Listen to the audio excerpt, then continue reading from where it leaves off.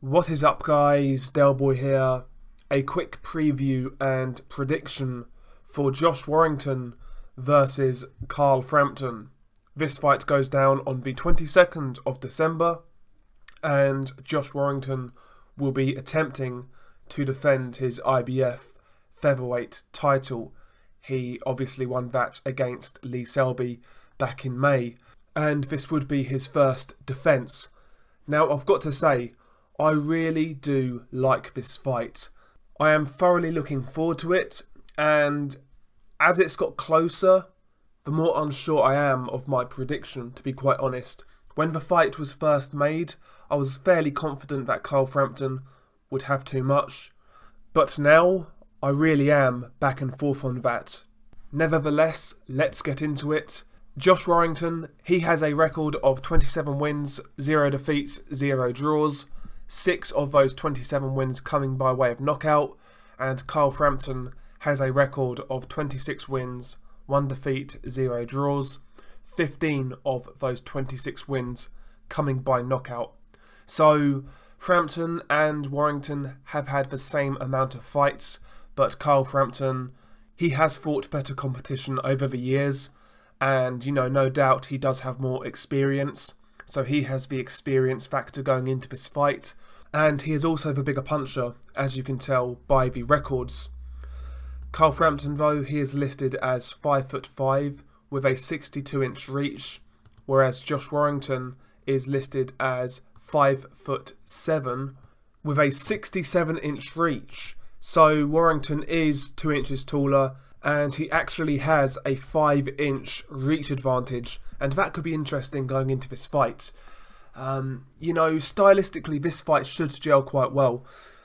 Frampton, to me, he's always been an explosive fighter, kind of in the mould of a David Haye. He likes to get in and out, do his work, and then reset, That is when Frampton is at his best, when he's making the most of his explosive style. When you see Frampton do things like sticking in the pocket, he gets hit too much and he can be outworked. And when he's trying to purely box, I think that kind of, it kind of negates what he does well. He can box, don't get me wrong, but I just don't think he's anywhere near as effective on the back foot, He's always been much more of an ambush fighter to me, and also he can counter quite effectively as well. That's his style. And, he needs to get his game plan right in this fight, because I believe Josh Warrington brings attributes to this fight that Frampton has struggled with in the past. The first one being volume. Frampton in fights in the past has struggled against guys who are tough and bring good volume. Look at the Horacio Garcia fight. Look at the Alejandro Gonzalez fight. And also the 2 Leo Santa Cruz fights, Guys with good volume in the past who are tough have given, Frampton issues. And Josh Warrington certainly brings volume. He brings a high work rate, come forward style. It looks like he's got quite a good chin and he's tough. Josh Warrington, he's high octane. He's high volume. And, he can get on top of you. Despite him not being a puncher, when he gets on top of you, he can make it a really rough, tough night for you. Look at the Lee Selby fight. I felt he was brilliant that night. Coming forward, outworking Lee Selby in the clinches, pushing Selby back, and also boxing on the front foot very well. Look at Josh Warrington's jab in that fight. It was tremendous at times. Lee Selby was going into that fight as the boxer, but Warrington was outboxing Selby on the front foot. Selby's supposed to be a back foot master boxer, but that wasn't the case in that fight. The boxing of Warrington really gave Selby issues, as well as the pressure. So coming forward, Warrington, he's not just a standard pressure fighter. He does jab his way in. He's got a lovely jab that he steps in with. He's a really effective fighter coming forward. And I think that style will give Frampton problems. Even if you look at the Scott Quigg fight, when Scott Quigg was standing off Frampton and not really doing too much, Frampton was content to box, move and pick up points, and he was winning that fight clearly. But when Scott Quigg really turned it up, Frampton was struggling towards the end of that fight. Turn the heat up on Frampton, I think you will have success. Providing you don't walk into big shots, of course. and Frampton can punch a bit, so that's always going to be a risk. But, you know, coming forward, based on that Lee Selby fight, I really do believe Warrington can give Carl Frampton a lot of issues coming forward. And, you know, I believe he can make it a long night for Carl Frampton. So I believe, you know, coming forward would be Josh Warrington's best plan. But don't be surprised if you see Josh Warrington box on the back foot and have success.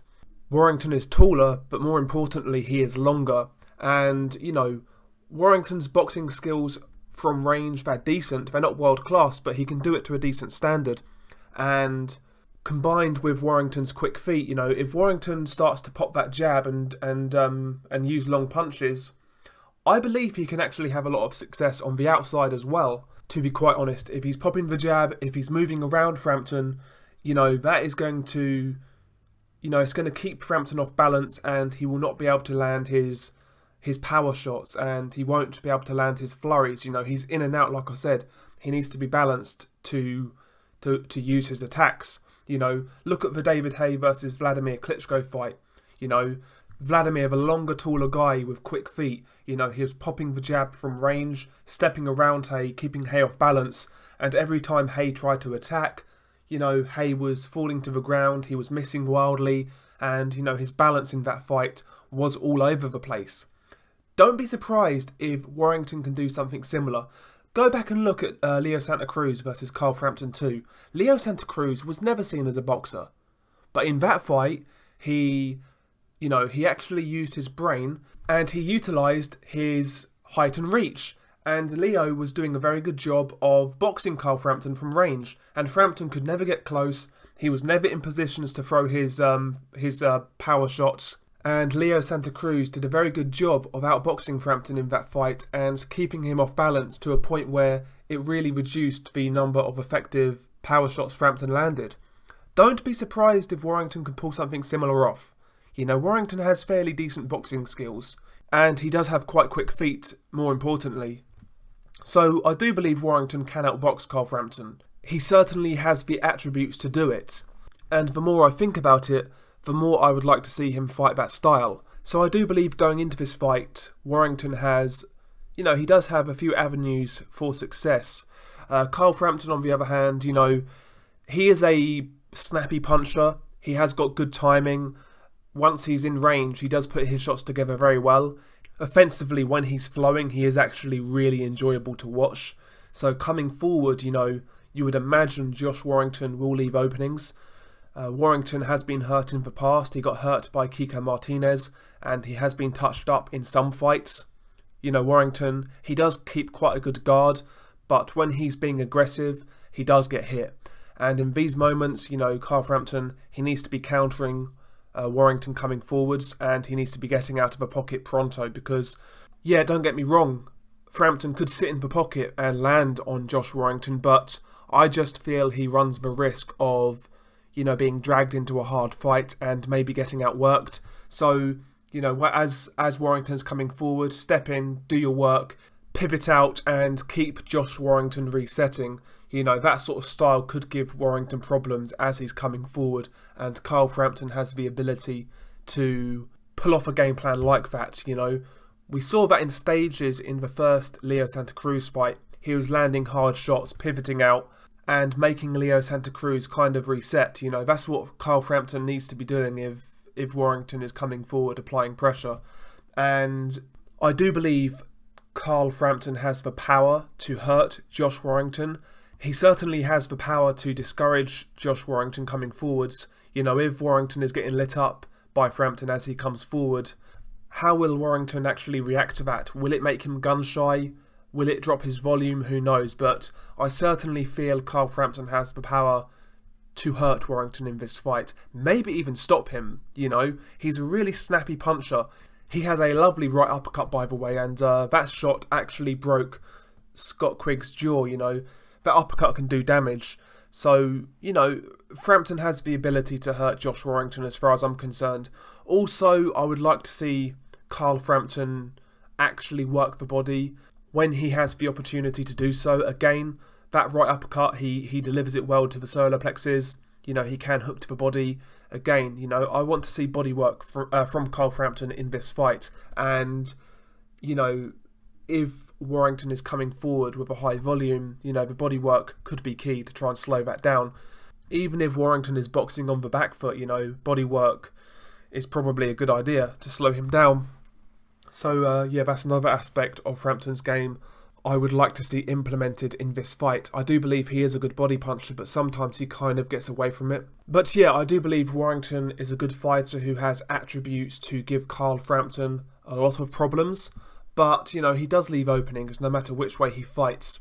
And, you know, to me, the main kind of question is how does Warrington take the power when he gets touched?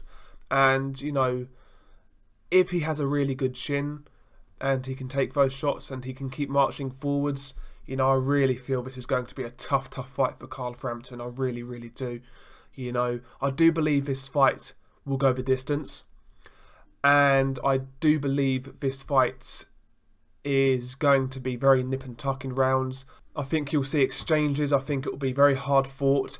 And potentially, you know, you could see one of those controversial decisions. You know, maybe Warrington outworks Frampton, but Frampton lands the harder shots and you have a controversial decision.